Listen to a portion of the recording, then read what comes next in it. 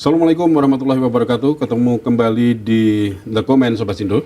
Kita masih akan membahas mengenai hantavirus yang kemarin sempat membuat panik Eropa dan juga WHO.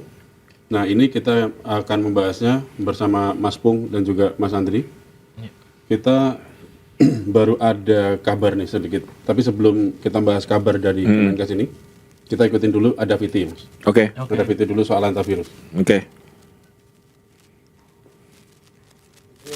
Good morning to everybody. Dalam video yang direkam pada 12 April, sang kapten mengumumkan ke penumpang lain adanya salah satu penumpang pria yang meninggal dunia. Saat itu, sang kapten menyebut penyebab kematian adalah faktor alami dan tidak menular. Namun dalam perkembangannya, di akhirnya ketahui bahwa penumpang tersebut diduga terinfeksi hantavirus. Tidak hanya satu, namun ada 3 penumpang yang meninggal, yakni 2 warga Belanda dan seorang warga Jerman. Diduga 2 warga Belanda itu tertular virus saat sedang mengamati burung dan juga mengunjungi lokasi pembuangan sampah. Kapal itu pun disebut sebagai kapal pembawa wabah.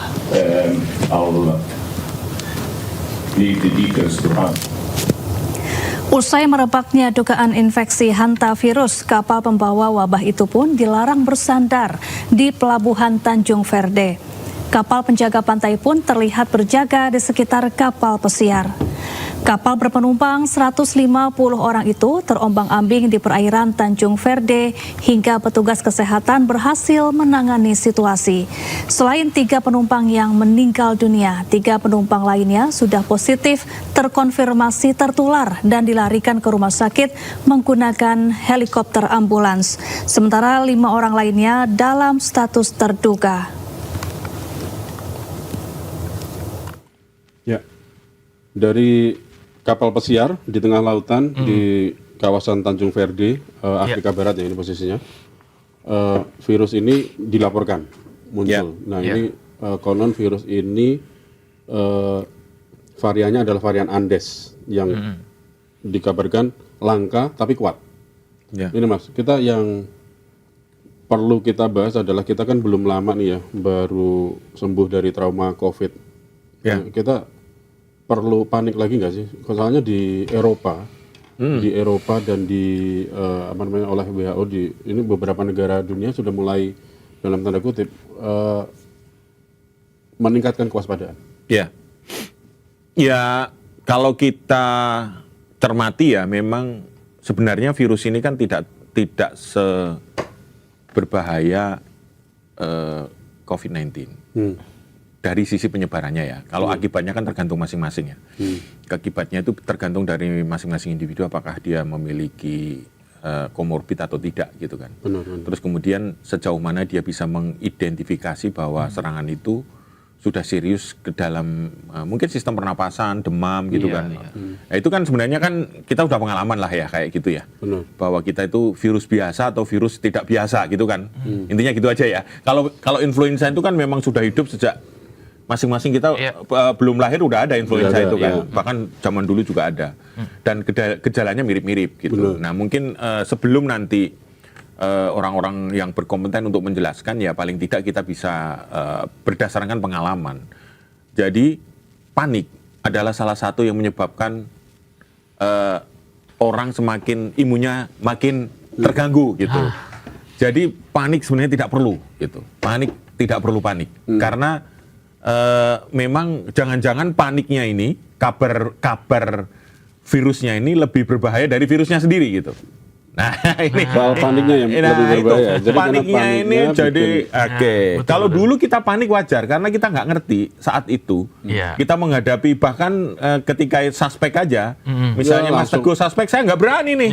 Jarak 10 meter aja, wah nanti kamu, kita diperiksa gitu. Kita langsung WFH. Nah, terus kemudian nggak ada droplet lah, ada macam-macam. Kita harus semuanya udah kita alami dan ternyata memang menurut beberapa ahli yang kita wawancara atau kita baca-baca tidak sedahsyat itu sebenarnya. Tidak sedahsyat itu ya, memang ada yang memang faktanya ada yang meninggal kan karena COVID itu dan itu jumlahnya banyak. Nah itu mungkin perlu diteliti lagi apakah itu karena memang COVID-nya itu atau karena memang sebab yang lain. Salah satunya adalah kepanikan dan kegagapan kita menghadapi situasi. Nah, itu kan bisa jadi itu prosentase untuk menyebab kematiannya menjadi lebih besar. Iya, betul.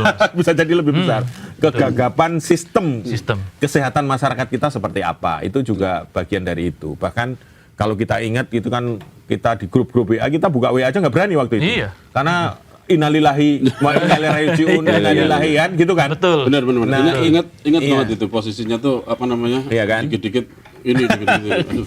Terus ambulan meraung-raung, Suara ambulan kemana-mana. Yang tinggal di Jakarta. Iya, kebetulan Apalagi yang tinggal di dekat rumah sakit itu, rumah sakit Wisma Atlet. Wisma Atlet ya, warga Kemayoran itu ya. Yes. Ya, dan ternyata juga kita lihat belakangan beredar bahwa ternyata ada rekayasa, ada kan pembuatan video tentang itu sebelumnya, ada campaign tentang itu. Terus ada ini apa namanya? Ternyata ada simulasi. Nah, simulasi yang kemarin sempat ramai di apa namanya? jauh Epstein, sebelumnya ya, di ternyata kejadian itu memang direncanakan, tapi kita Allahu alam kita nggak ngerti.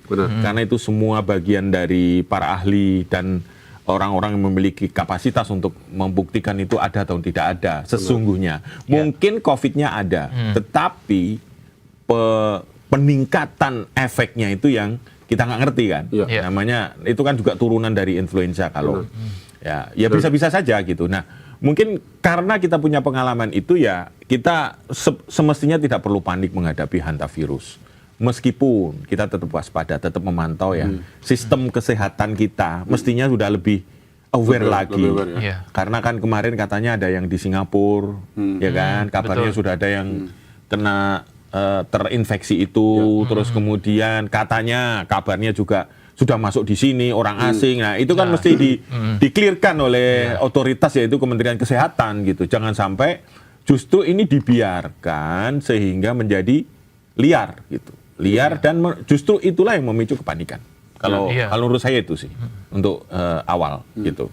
Betul sih, memang ini kan virus yang sebenarnya mirip-mirip gejalanya juga sama COVID-19 gitu. Ya demam, pusing, flu gitu gejala kan. dasar flu ya, pokoknya ada semua. Gejala Terus dasar flu. Tergantung orangnya tuh lagi apa namanya? Dalam kondisi yang seperti apa? Apakah dia dalam kondisi yang fit atau tidak fit gitu. Jadi memang ya, dan salah satu yang berbeda mungkin proses penularannya yang menggunakan tikus gitu. Kotoran tikus. Kotoran tikus. Ada perantaranya ya. Iya, nggak langsung dari manusia ke manusia. Nggak langsung manusia ke manusia. Kan Ini yang infonya perlu seperti diluruskan itu. juga bahwa sampai saat ini juga belum ditemukan ya. Apa namanya penyebaran dari manusia ke manusia untuk virus ini. Nah, bahkan di kapal pesiar itu juga tidak ada yang menyatakan bahwa itu human to human kan? Iya. Ya memang tidak ada.